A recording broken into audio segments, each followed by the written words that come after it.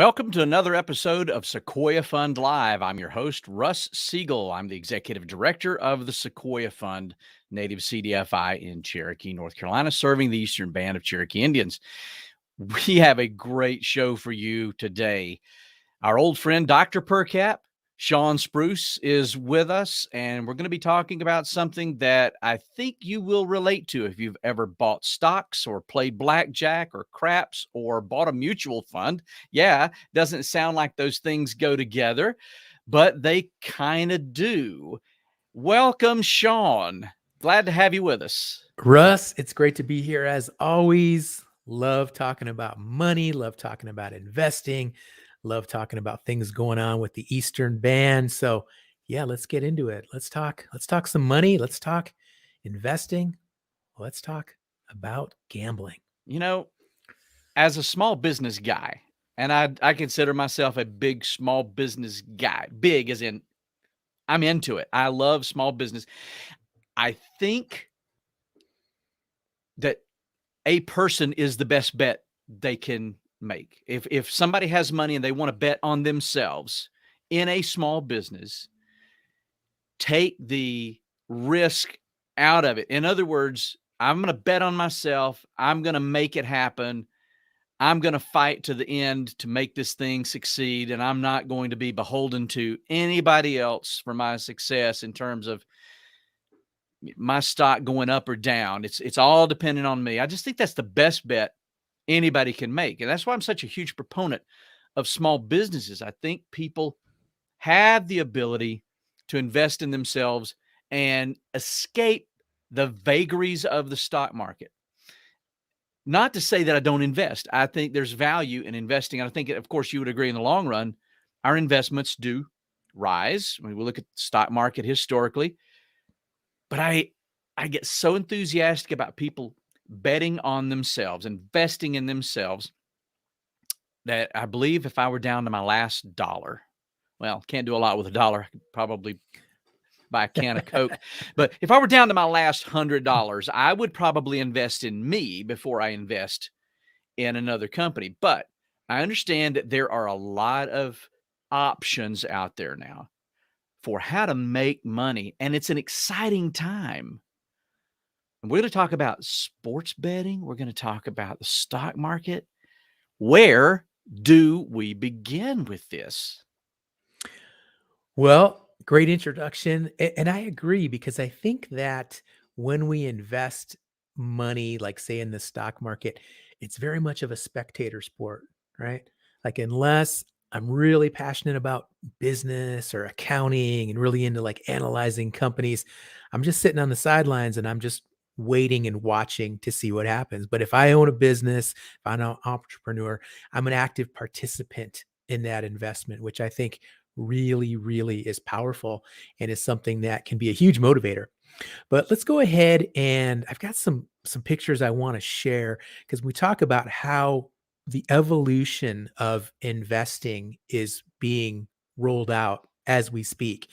And what we're seeing is there's a very fine line between gambling and investing in many, many situations. And with the past year and the huge, huge increase in people investing in cryptocurrencies, and then you've had this whole meme stock craze with companies like GameStop and AMC Theaters and BlackBerry and these old companies that nobody was paying attention to. And suddenly, you created these online movements of individual investors and day traders that suddenly were able to just pump these stocks up, even though they defied any kind of fundamental logic in terms of the underlying financials with those companies. And some people made a lot of money and some people got burned. And again, it's becoming very, very difficult to kind of differentiate in many of these situations. When is somebody gambling and when is somebody investing? And I went ahead and, just for fun, I looked up on Google the definition of gambling. And we have, first one is play games of chance for money, bet. The second definition is take risky action in the hope of a desired result. Okay, well, that's very comparable to what we think of investing, right? I'm going to take a risk and achieve a desired result. And the number one Google definition for investing is expend money with the expectation of achieving a profit or material result by putting it into financial plans, shares, or property, or by using it to develop a commercial venture. So it doesn't implicitly mention risk, but we know that that risk is built in there. Let's take a look at this next picture I want to share with our viewers. So, in a nutshell, the NFL recently announced its first ever U.S. sportsbook partnership with Caesars Entertainment, DraftKings, and FanDuel. Now, that was earlier this year, and this is a big deal because now sports betting, which for many, many years was exclusive only to Las Vegas, Nevada, if you wanted to bet on that big game, if you wanted to bet on the Super Bowl, if you wanted to bet on the World Series, if you wanted to bet on the Final Four, NCAA basketball, you had to go to Vegas and you had to place that bet in one of those specific sports betting casinos. Now, of course, people did stuff on the side. People had bookies that they contacted, or, they had the Super Bowl pools at work and things like that. But we're talking about legal sanctioned gambling, right? So Yeah. now it's just gone completely mainstream. And this year, if you're watching football, you'll see commercials on television during the games for gambling. All of the sports broadcasts, the ESPN people, all of the analysts, they're talking about odds for these games. They're using betting and gambling lingo in their reports about these games. So it's just completely just been brought mainstream into gambling, and it's quadrupled just in the last few years, the number of people and the number of bets that are going into these games of all shapes and sizes: professional, college, men's sports, women's sports, team sports, individual sports. There's really just no end to it, and it's creating some alarming trends in terms of how people are, the types of people that are getting involved in this, and the people that are gambling. We're going to learn more. It's usually the people that can probably afford to take the least risk in many of these situations that are actually the biggest drivers of this growth. Yeah. Let's take a look at another picture I want to share because it kind of helps put this whole issue into context. So we've got finance, right, which has been around for hundreds of years, right? Using a bank account, saving money, using credit, investing. That's nothing new. And now we have technology. And for the first time ever in history, you can do so many things with a mobile device, with a smartphone, with a tablet. You don't have to go to the bank anymore. You can deposit a check using a phone, or you don't even have to have a check. It's all direct deposit. You can borrow money. You can make purchases. You can do all this stuff with technology. And then coming into this mix is entertainment, right? So many of us, when we use these devices, we play video games and we watch videos and we have fun with these devices. And what we've got is this confluence where technology, finance, and entertainment are all coming together. And it's not enough just to offer somebody a financial product or service using a great piece of technology. In order for these companies to be successful, they've got to make it fun. They've got to make it entertaining. They've got to make it engaging. So they're employing all kinds of techniques with graphics and incentives, and they're gamifying a lot of these products. So anybody who's been getting involved with this whole movement and revolution in fintech, as we call it, you're familiar with some of these companies we hear about every single day: Robinhood, Acorn, SoFi. These are all mobile investing apps that have taken investing, really just brought it mainstream. And for many people, for many years, investing is like a burdensome, boring, kind of a self-sacrificing ordeal that people would rather not deal with, and we know that because we know that so many people, they have a 401k at work and they're not really involved in it. They don't check on it. They don't periodically rebalance their portfolios because they don't want to deal with it, because they don't like it. It's boring. And for so many of us, if we have that disposable income, rather than go and invest it in stocks or in bonds or in ETFs, we'd rather just take that money and go splurge, go on Amazon, have some fun, go out to eat. So these new companies that have emerged are really trying to tap into this market of people that have never invested before and giving them an incentive to invest. And it's not enough to just say, well, you can have more money for the future. When you retire in 45 years, you'll be more secure. That's not enough to motivate a lot of people now. It's got to have this entertainment value to it that gets them excited and wants to do it. I don't think people can envision 45 years. I mean, when you start your career, does anybody ever think about where they're going to be and what their life is going to look like 35, 40 years No, into the no. future. And so, I think this very much taps into our desire to live in the moment. Well, and so many of these traditional approaches that financial advisors will use, or even just people such as ourselves that work in this space with CDFIs, with lending, financial education, we always want to encourage people to think to the future. And in a lot of ways, what we're doing, a lot of the message is kind of a message of fear, like, well, you don't want to wind up, middle aged without a retirement plan. You don't want to run the risk of being at a certain age and not being able to afford health insurance and these issues. But unfortunately, what we know and what psychologists have learned is that you can't really scare somebody into taking action. There's Right. got to be a different type of incentive.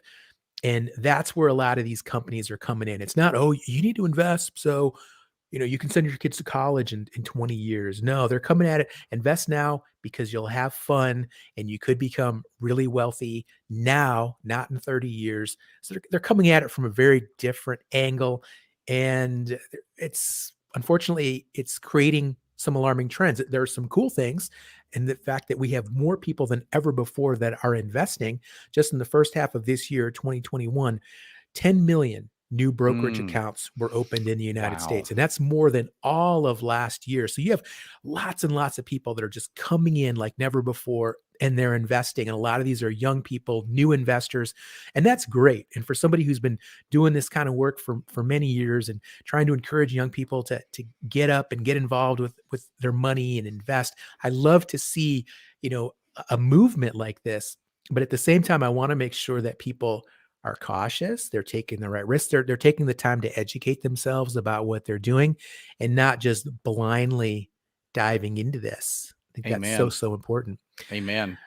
So let's look at this graph here. So New Jersey was the first state in which sports betting was legalized, and that was back in June of 2018. So if you look at this graph here, it's interesting because you can see the growth here. Okay. Mm, The growth. These are the total number of bets placed in New Jersey. So back in 2018, when it started, it hit up pretty good. We had, those first couple of years, it went really, really well. And then as you can see, when the pandemic hit back in March of last year, 2020, it just took a nosedive. And for all the states now, there's 11 states where gambling is legal in the state. And all these states, everybody just tanked, and everybody was just locked down and they weren't going to casinos and things like that. So it just completely bottomed out. But then what happened, interestingly enough, during the pandemic, you had once people kind of recovered and kind of figured out, okay, this is kind of what the new normal looks like. Well, suddenly people realized they were at home, they were bored, they didn't have anywhere to go to spend their money. Interest rates have been really low, so it doesn't really make a lot of sense right now to mm-mm. put money in the bank because Yeah. you're not going to earn any interest on it. And then we have all the stimmy money out there, these stimulus payments that are going out and increased benefits. And so suddenly people are kind of flush with cash and they're bored and they're at home. And it's like, well, hey, let me just check out this new betting app. And around that time, these betting apps have taken off. So now you can actually bet using a mobile device. And in North Carolina, sports betting like on mobile apps is actually illegal. The closest state that you can do that is in Tennessee. In fact, in North Carolina, the only place that you can legally bet on sports is at the Harris properties owned by the Eastern Band, either right there in Cherokee or out at the casino in Murphy. They've got the Yep. exclusive market right Yep. now on sports betting. So yeah, it's just taken off. The numbers of people that are gambling now on sports events, the number of states where this is legal, it just continues to rise. We hit, over $1 billion in sports bets just in New Jersey, and that was, earlier this year. So Can we interesting can we times.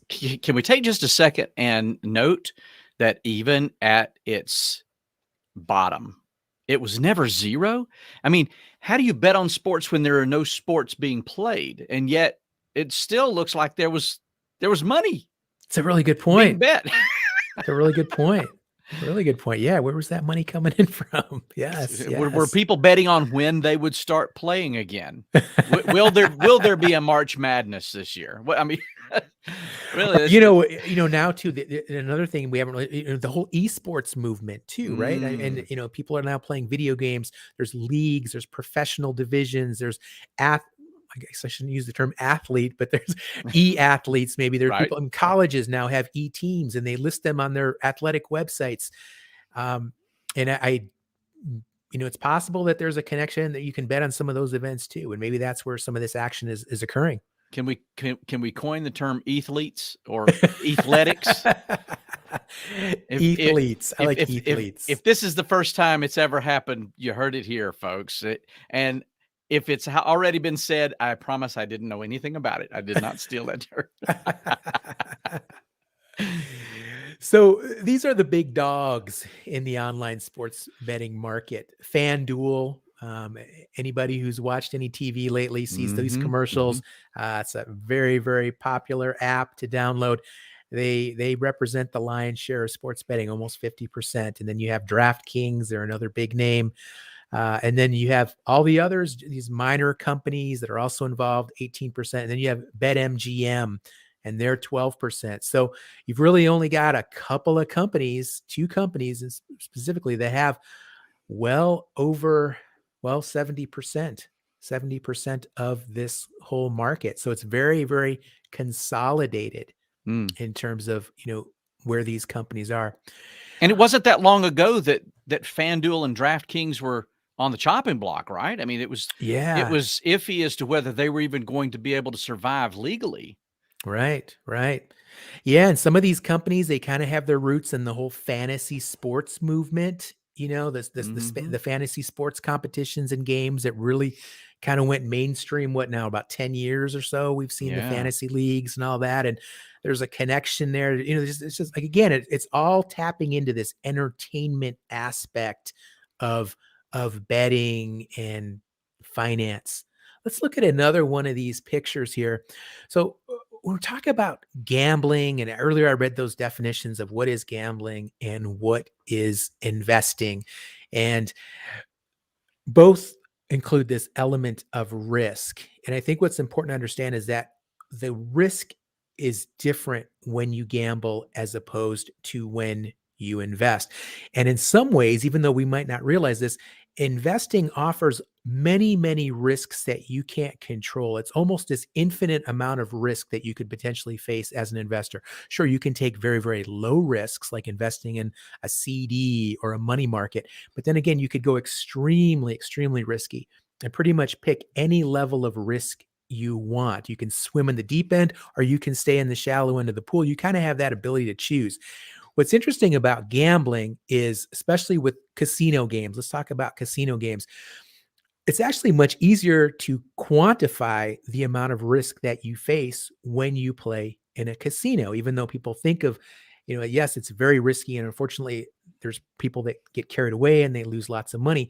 But if you look at like common games in a casino, for instance, craps, if you play craps right, okay, you play by the book and you use only the safest bets, which is the pass, no pass line, the house doesn't really have an edge. It's like a 0% edge. You're almost on even with the house. But provided you play by the book, okay? You don't play the field, you don't play the hard ways, you don't put bets on the horn, all these fun, exciting, sexy bets, let me Stuff get all the movies are tough made of, right? right. Let me get all the tough guys, heavy on the four, horn high midnight. Russ, I spent a little bit of time in casinos I in the could day. I tell. could I could okay. confession's good for the soul, Sean. But those bets, all those prop bets, they're sucker bets. Those are the worst out of them. In Yeah. fact, some of the worst bets on the craps table, a house can have a 16% edge. So it all comes down to, a lot of it comes down to discipline and, like a perfect bet and knowing. Same thing with blackjack. Typical, and again, there's different ways to play blackjack. Every casino has their own rules. There's different numbers of decks. But in many, many casinos, the house edge is only 1%. Only 1%. But that's provided you hit the right times, you hold the right times, you don't get emotional. There is a right way to play blackjack by a book, and there's a not right way. And what And happens when people get excited? the cheat cards are legal. You can carry the little cards with To you to the tables. instruct you when to make what your odds are. Yeah. Yeah, Yeah. you can do that. And these professional gamblers, the people that really know, they know all those odds, they know how to bet, and they're still so they can minimize that risk as much as possible. But even a really experienced gambler can get caught up in the emotion. Table gets Oh, yeah. hot, or you get down and you think you need to double back up. So there's these elements. But as you move along, then you've got these other games like roulette where the house edge is much higher. Much higher. Pretty much all the bets on the roulette wheel, the house has at least a 5% edge on those bets. So those are not games that are well suited to somebody that's really wanting to get an even playing field against the casino. And then the worst edge are those slot machines. And interestingly enough, anybody who's ever worked in a casino or knows much about the gambling industry knows that that's where the money is. People, you see this, you see the pits and the blackjack tables and the craps tables and the baccarat and all that cool stuff, and it looks really, all the James Bond types, and you think of all that glamour and glitz. No, it's the slot machines, that those are the breadwinners. That's where all the money is made in casinos. They didn't name those one-armed bandits for nothing. I mean, no. there's a reason for that. And incidentally, that's where the house has their best edge, 7%. So when you gamble like this, you can measure what these risks are, and it's a controlled environment, right? Like you go on a craps table, and the dice, every so often they inspect the dice by the person that's managing the game, and every so often they'll replace the dice just to make sure they've got new dice in there. And when you throw the dice, the table is surrounded, it's lined with this rubber membrane, this rubber sheet, and it's got little like spiked shaped forms in it, or little pieces that stick out. So when you throw those dice, you can't kind of manipulate the dice and throw them a certain way so they'll bounce off the side of the table and possibly come up on a certain number. No, they've eliminated all that, right? They're constantly shuffling decks. They're doing as much as they can to limit those outside influences. But that's what's so much different about investing. When you go in and you invest in a company, let's say you invest in Nike or you invest in Walmart, there are so many things that can change. There are so many factors beyond the company's control, beyond your control. It's not just a matter of, is Nike having a good year? Are they keeping their profits in line? Do they have great products? Are they doing well compared to their competitors? Is the overall economy doing well? There's so many things that could happen. There could be a fire at a factory. There could be a pandemic that can just throw everything to the wind. There could be something going on with one of their competitors that has nothing to do with them.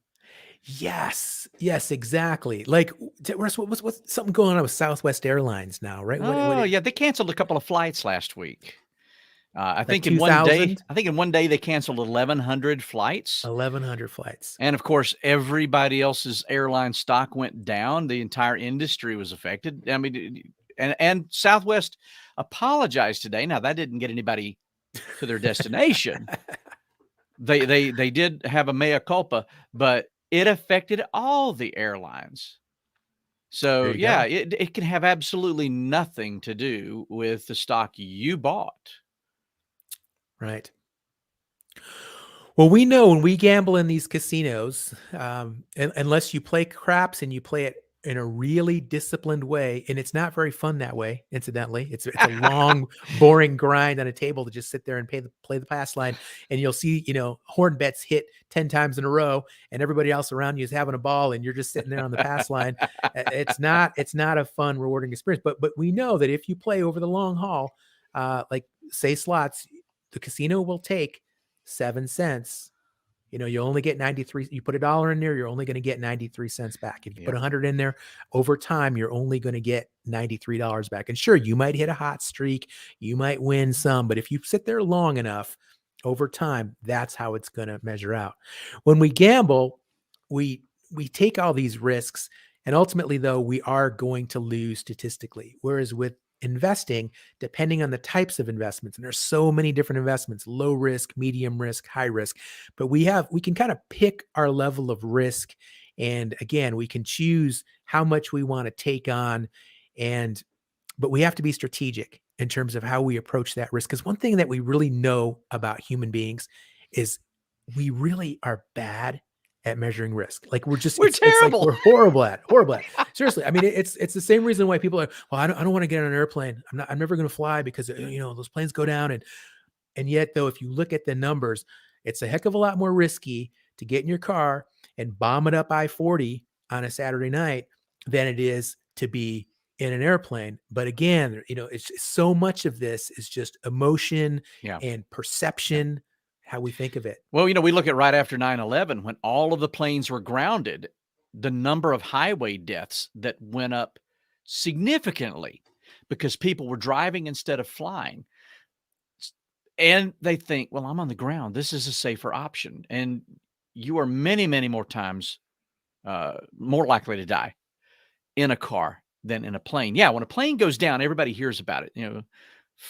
150 people are killed simultaneously. That's bad news.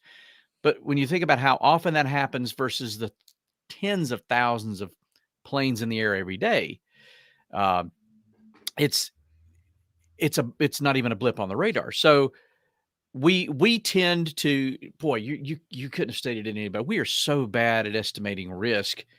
Just look at the last year. What we've done is we're acting now as if we don't have a year and a half worth of data behind us. We're still making decisions as if it were early 2020 in a lot of cases, not everywhere. So we tend to think we're safe when we're not. We tend to think things are dangerous when they're not. I mean, people jump out of perfectly operational airplanes, right? On a regular, for a living. They do this for a living. They sign up to do this. And who knows why? Let's look at another one of these pictures. So I've just done a little bit of research on my own as an investor. And I went ahead, I'm not a sports bettor, but I went ahead and opened up a FanDuel account. Like I said, it is illegal in the state of North Carolina. And when you go into that app and you create your account, you've got to allow that app to have to track your location. So it knows exactly where I am. But all I have to do, and I'm not encouraging this presentation, this broadcast should probably come with a disclaimer that we're not in any way educating people or encouraging people to go out and get involved in sports betting. You do this for the sake of research, Sean. We're doing this for the sake of research. But all I have to do, I mean, we're here in Western North Carolina. It's legal in Tennessee. You can bet on sports. You can do app sports betting in Tennessee. And all you have to do is just get on the road and cross that state line, and you can start betting on sports. But what I did is I just compared kind of how these apps are set up, just the visual. So if you look on the far left side of the screen, that's the FanDuel app. That's the sportsbook app for FanDuel if you want to bet on sports. So if you can see, it's really colorful and they've got some cool pictures and it's very visual friendly. It's definitely designed to encourage you to get involved. You get your first bet risk-free up to $1,000. It's very much designed to like engage you and get you involved in the app and start making bets. In the middle, we have Robinhood. Now, this is one of these modern investing apps. It's designed to bring in a brand new investor, somebody who's never invested any before, probably a young person. And if you can look there, it's flashy. It's got a lot of, if you go through the app, it's got a lot of like bright neon colors. There's not much in the form of education. It's really designed to just like get you in right away to start investing. And it gets you to pay attention to like very unique kinds of trends, like what kind of companies are in the state that you're in and what other companies are there that you might want to invest in. And it gets you really look at like which companies are doing well, which are hot, which aren't. Not a lot in the form of education, like in terms of like, well, what does it actually mean to own a stock? And what are some of the underlying fundamentals to investing in stocks? They have that information on there. They have those tools, but they're buried pretty far deep in the app. You've got to look for them. Okay. Now on the far right, this is a Vanguard app. Okay. Vanguard is one of the oldest mutual fund companies out there. They've been around since the early 70s. They're famous for having created the first S&P 500 index fund. Russ, this is kind of like your grandpa and your grandma's investing company, right? I mean, they've been around a long time. They're not exciting and trendy, but boy, they've been in the business many years. They've got billions and billions and billions of dollars under billions in assets that under management. But if you take a look at their app, I have a Vanguard account. This is actually a screenshot of my app. And I think what's interesting, just right off the bat, you can't take a screenshot of Vanguard's app because it's restricted. It's like when you get on your bank account, right? That you can't do it for security purposes. You can't screenshot one of those pages. And I think that's interesting. I think that's interesting because you can sure screenshot FanDuel. You Oh can yeah. sure screenshot Yeah. Robinhood, but already Vanguard is already, a little bit closer to the vest and you can't screenshot. Okay. So that's just, and look at the page though. That's just one of the opening pages of one of my accounts. All you've got is this simple little circular graph that shows how much is in stocks, how much is in bonds. It lists where the balances are. There's nothing sexy about this. It's not gamified in any way. They're not offering incentives. When I opened up my Robinhood account, the first thing they did is they gave me 1 share of a free stock. 1 share, and it was just some junk penny stock. It's worth like $2.73. I have no idea what the company is, but again, it's just loaded with gimmicks and all these little things to get people involved, and they make it really easy and user friendly. Now, I didn't share this, but once you move along in Vanguard, because you can, once you go towards like trying to make a trade, Robinhood is like instantly engaging you to start trading. Right away, they want you to make trades, just like FanDuel. They want you to get into those bets, and Robinhood is enticing you. They're offering all you these little opportunities to place investments, to trade, pop-ups, and things like that. When I went to try and make a trade on Vanguard, it didn't even allow me to do that. It immediately said, because of the type of account I have, and with Vanguard, I have just a regular non-taxable retirement account, just an IRA, and then I also have a regular unrestricted taxable account. So I've got two different accounts in there, but it right away said my type of account is excluded from trading on the app. I have to go and log in online using the regular website. So already they're placing, there's some firewalls there. So it's not designed to like bring people in. And again, I'm not saying that Robinhood is bad and Vanguard is good. It's just they're taking very different strategies in terms of how they represent their companies to investors, how they engage with their investors, and how they ultimately go about getting people to invest. And they're loaded with research, and they're loaded with educational tools. And again, it's not exciting looking. It's very kind of cut and paste, vanilla envelope type of graphics and menu and interface. But it's a very different approach. And I would say that if, from just what I've seen so far, I would say Robinhood and FanDuel, those apps function and those menus and those interfaces are much more similar than, say, Robinhood and Vanguard. And I think anybody that's just concerned about the integrity of the financial markets and brokerages and financial services, I think anybody that's paying attention would kind of think, well, that's kind of weird, right? Well, this is almost like a spectrum of excitement. Yes. Right. So over on the left, you got FanDuel. This just looks exciting. This is like, yeah, I'm in North Carolina. I might be willing to risk it. It's only a few minutes to go across the mountain and place some bets. And you got this exciting interface that is encouraging you to try some new things.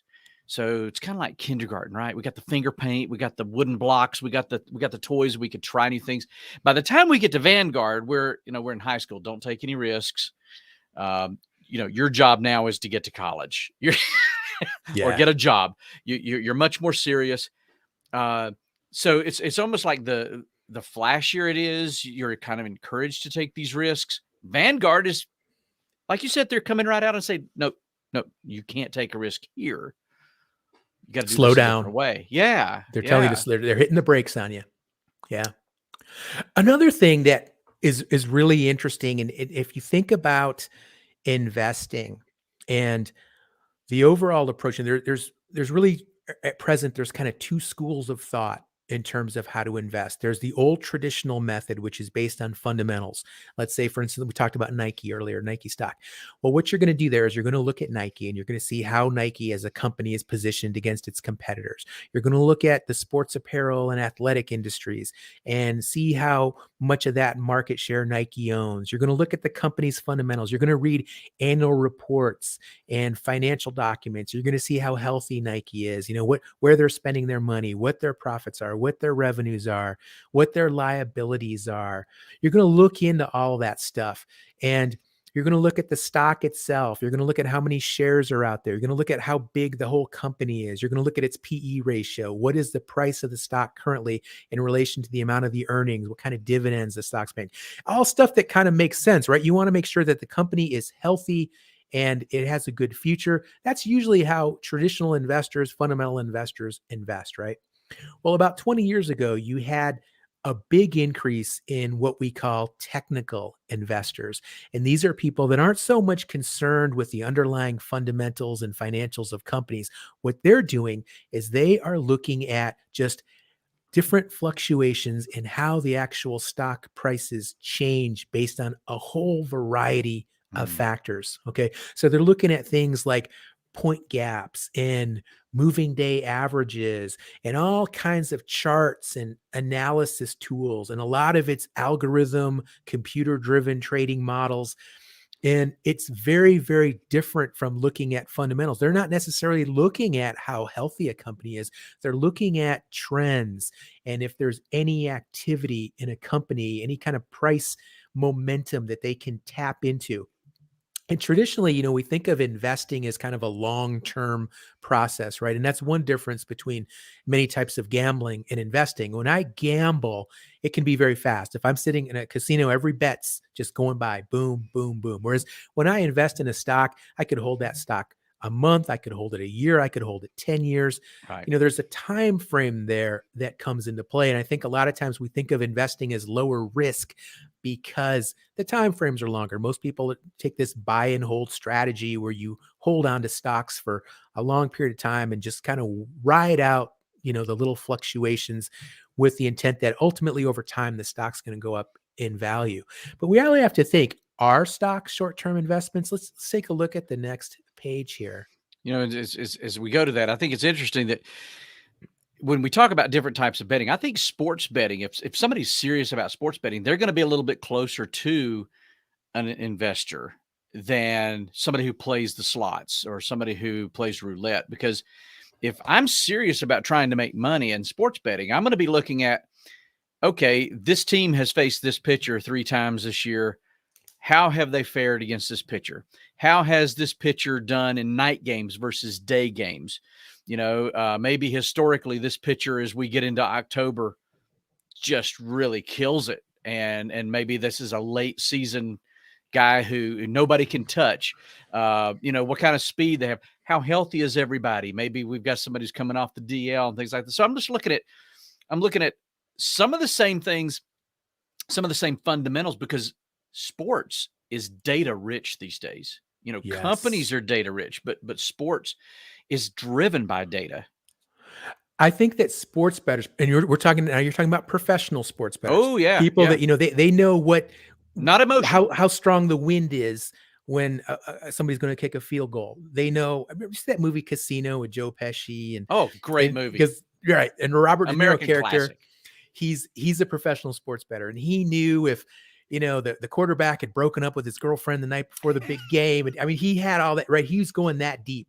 And again, it's interesting because I've professional stock pickers, people that make a living picking stocks, they will tell you that you don't have to be right all the time. You have to be right about 55% of the time. You've got to be able to consistently pick more winners than losers. And Exactly. sports betting is about the same way.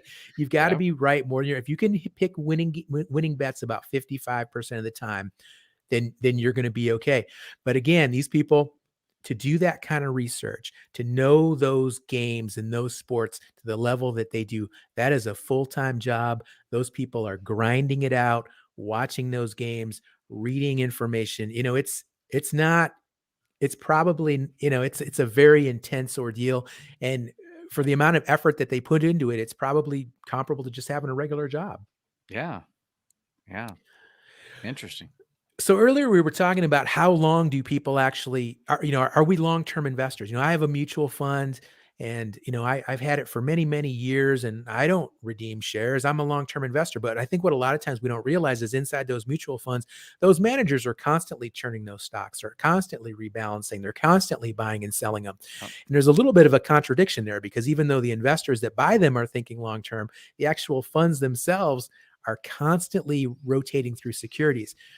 And what we know also is that more and more investing and stock trading is all driven electronically, right? The old days of people running around in those trading pits with the bright colored jackets, yelling buy, sell, bid, offer, that's Ghost gone. There's town. only It's a ghost it's town now. ghost town. Doesn't even exist. In fact, when you watch CNN, or excuse me, CNBC, and they've got so-and-so reporter, I'm here on the NYSE floor, and that's basically just a set at this point. I mean, there's still some floor trading going on, especially some of the larger stocks. Those still do some, but almost all of it is electronic.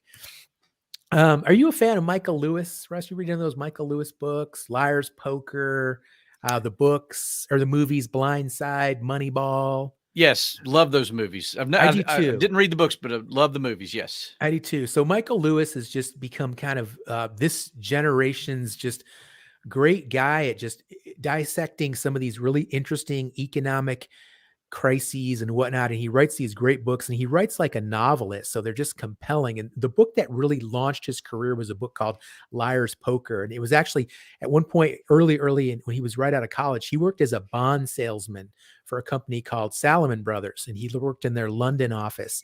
And this was right around the time that Salomon Brothers created what we know today as the mortgage-backed security, which is this security that investors use to, what they do is they take all these home mortgages and they package them to securities, and then investors invest in those securities.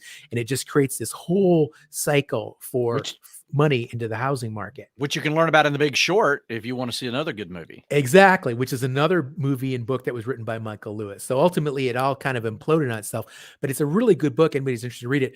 Well, he also wrote a book called The Flash Crash, and it was all about this, just how electronic trading has just completely taken over the markets and some of the alarming trends that have resulted from that. And I went ahead and there's some data that he provides in the book, and I went ahead and graphed it. So if you look at the average holding period for a stock, this is when an investor purchases a stock, how long on average do they hold onto it before it's sold? Well, back in World War II, the average stock was held for 48 months, more than 4 years, between the time it was bought and the time it was sold. By 2000, 21 years ago, that window had narrowed down to 8 months. So we went from being average holding period 48 months, and that's professional investors, individual investors, funds, whatever. By 2000, had gone down to 8 months. By 2008, 8 years later, that time frame was now 2 months. 2 months. And 10 years ago, it had been narrowed down to 22 seconds. The average stock is held on to, because these computers and these trading algorithms are just boom, boom, boom, just literally faster than you can even blink your eyes. They're just trading back and forth, back and forth. So are investors really investing for the long term anymore? I think as an individual, you can hold these investments and not trade, but the overall trend, these big, larger dynamics that are playing out in these markets are moving much, much faster. And you have all these different technological components that are just drastically changing the way these markets work, the way these securities function. And again, when you see that, well, the average holding period for a stock is 22 seconds. That's probably about how long it takes to hit that slot machine reel. So listen, if you can't figure it out in 22 seconds, you probably shouldn't have bought it in the first place. But like you said, Sean, if you're going to do this, you have to buy an individual stock. You can't buy a mutual fund or an index fund. There's too much going on behind the scenes back there. So if you want to hold a stock for a long time, you have to just buy that stock. And there's some danger in buying a stock as well. And that's an interesting point. And that's one of the ways Robinhood and Acorn and these other companies are working is they make it, like when you go into a company like Vanguard, it's been around a long time, they have minimum balance requirements and accounts. Many of their funds have minimum purchase requirements.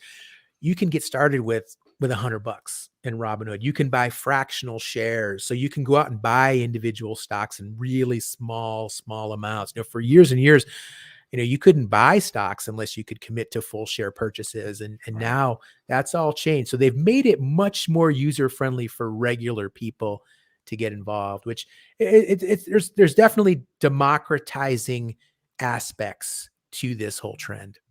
Let's look at another one of these pictures. Okay, this is interesting. So let's look at average investment account balances. Now, these are non-retirement accounts. So these are not IRAs. These aren't 401ks. These are just people that have money that they invest in brokerage accounts that are unrestricted. So it's not like an IRA that, well, you're not going to touch that money until you retire unless you want to pay a penalty or pay early tax on it. These are just folks that have like a little trading account. Maybe they trade stocks, maybe they trade ETFs or mutual funds. Well, here's what we know. Okay. The average person in their 60s, the average account balance is over $200,000 for somebody in their 60s. And it just goes down by the time somebody's, a typical non-retirement investment account for somebody in their 30s is just under $30,000. And for somebody in their 20s, the average investment account balance, non-retirement, is just a little over $10,700, Mm, right? So we mm. pretty much knew this. It's, investing Sure. traditionally has been Yeah. an older person's game, right? They have more time to stay in that market. They build up their net wealth. And by the time they're in their 60s, they have more money socked away. But it's interesting, thinking about younger investors. And obviously, in many cases, a younger investor can afford to take more risk because they've got more time to kind of ride out the market. But let's look at another one of these pictures here. Okay. Well, one thing that we know with sports gamblers, they're getting younger and they have less money. Okay. So the statistics are that most of these people that are really driving the growth, earlier we looked at those charts, New Jersey, $1 billion in sports bets. What we know is the vast majority of these sports bettors are men under the age of 35 and with limited net worth. They don't have a lot of money. These are not wealthy people that are driving this sports gambling industry, the betting apps. Mm. Okay. So that's concerning because these are people that the kinds of financial decisions that we make in our 20s and in our 30s, we think of ourselves, well, we're young, we can take more risk, we've got so many years to save and invest. That's true. But so much of how we manage our money in those early years of adulthood, that has a huge role in ultimately how secure we are in the future. The decisions that a 20-year-old person makes or a 30-year-old person makes today could very much determine how secure they are when they're in their 60s, when they're in their 70s. So this trend of people just gambling, more and more people gambling, it's become mainstream entertainment. I mean, Russ, I'm old enough to know, I think you are too, when the only place you could bet was Las Vegas. And it Mhm. was, there was Vegas has always had kind of a seedy kind of environment, kind of a connotation of kind of, negativity or whatever.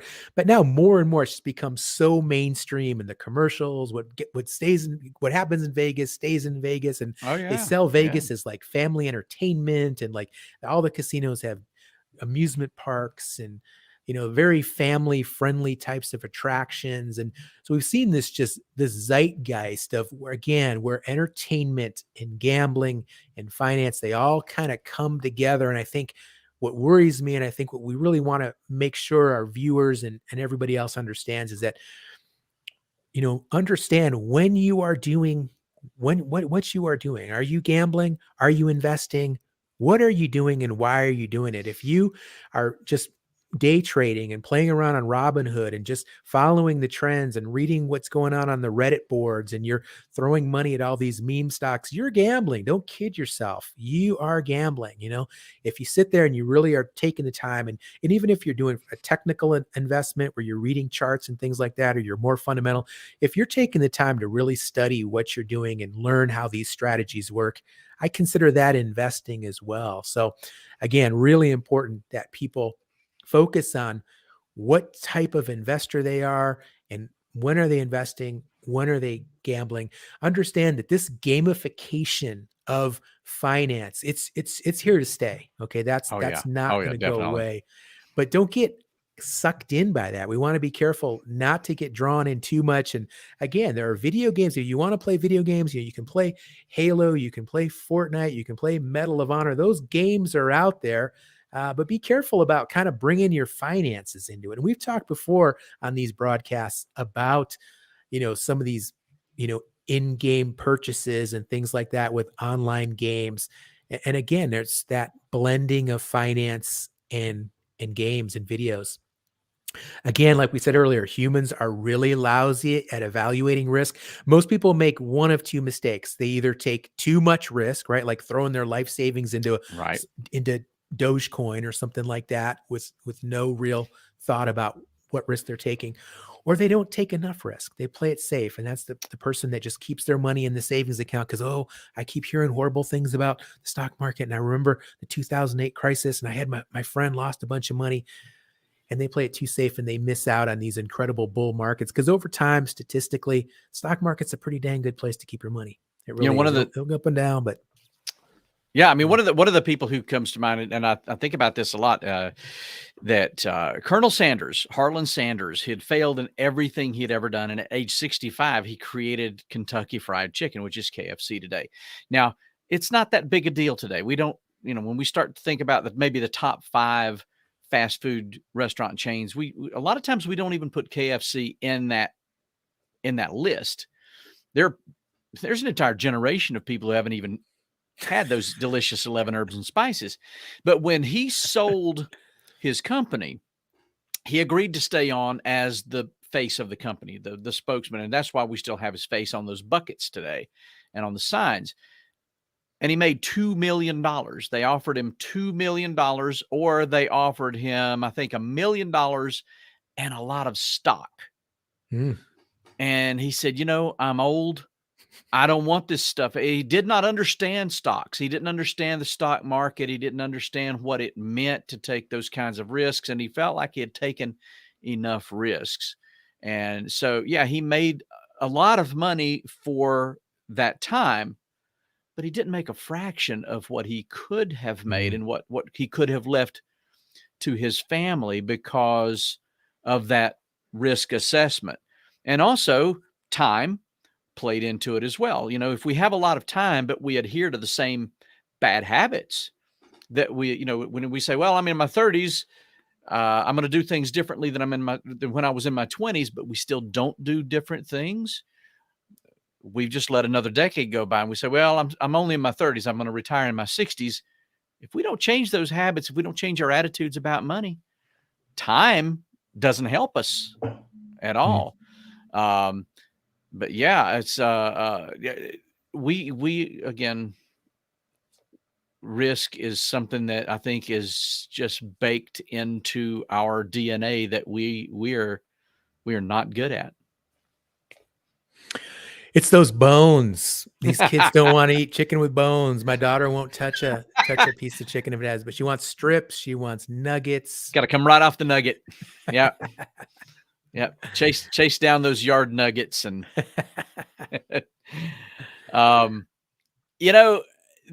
this has just been fascinating, Sean. I mean, these are things that a lot of people know, but they don't really think about. And so when it comes to putting money into one of these sports betting apps, or like you said, Dogecoin or Bitcoin or something like that, they don't really consider that investing.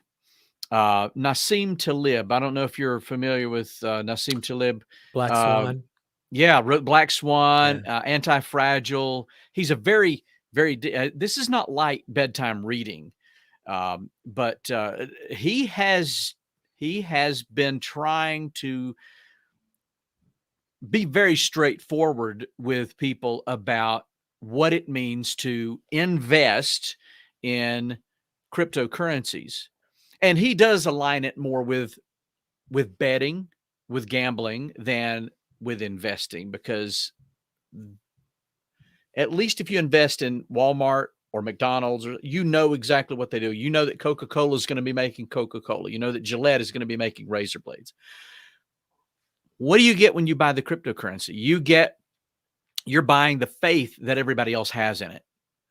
And he has just gotten raked over the coals for his views. And it's not that he's against it. I think he's been very clear that he's not against it. He just wants people to understand what it is you're doing. Don't kid yourself thinking that just because you buy Bitcoin or Dogecoin or whatever, it's just going to go up.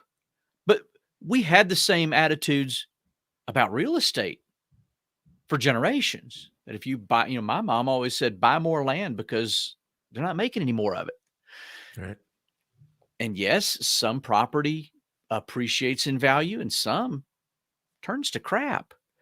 And you can lose your money in just about anything these days. I'm going to give you the final word. Take us home.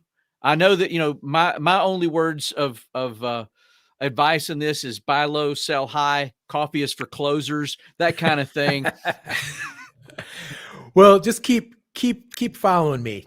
Ask Dr. Percap, keep reading the columns, keep paying attention, because we're just going to continue to bring you good information, timely information. We're going to give you the tools. We're going to give you the resources to make those good decisions. And Russ, before we go though, let's talk about this Vax Cash that we have going on at Eastern Band. I think we need to find a Vax Cash winner and bring him on the broadcast. What do you think? Yeah, there's been 22? They had a drawing yesterday, right? Yeah, I think I saw that there had been. I thought there were only going to be like 10 or 15, but I saw that they had 22 different pictures of winners. That's pretty amazing. It's $10,000, right? So your odds in this lottery are a whole lot better. Pretty good. So yeah, let's cash do winners. That. Don't spend it all on Bitcoin. Don't put it all on GameStop. But please reach out to us. We'd love to talk to you. We'd love to learn about your experience and have you share some of that with other folks that are watching and waiting, because there's a lot more of these drawings coming up, right? That's true. That's true. Yeah. So if you're watching this and you are one of those Vax Cash winners, contact us at Sequoia Fund. We'd love to talk to you. We'd love to bring you on and talk about your plans for the money, and hope that the interview doesn't consist of what are your plans for the money. It's gone. And if you want to be anonymous, confidential, we can work with that too. Absolutely. We don't want to. Don't feel pressured. We have the technology. Now I don't have not GameStop. I don't have DraftKings technology, but we do have technology to make you anonymous and be able to talk with you about this important subject. This is really cool, and it's cool what the Eastern Band is doing to encourage vaccination, but it's also cool what you could do if you win. Sean, man, I appreciate you coming on every single time. I just have the best time learning from you, talking with you. You educate us in so many ways. Thank you. Thank you. And like he said, please read those articles in the One Feather, read those articles on our website, on our social media. He's going to keep cranking those out and giving us great information. Everybody stay safe until we see you again. Thank you, Sean. Folks, we look forward to seeing you next time on Sequoia Fund Live.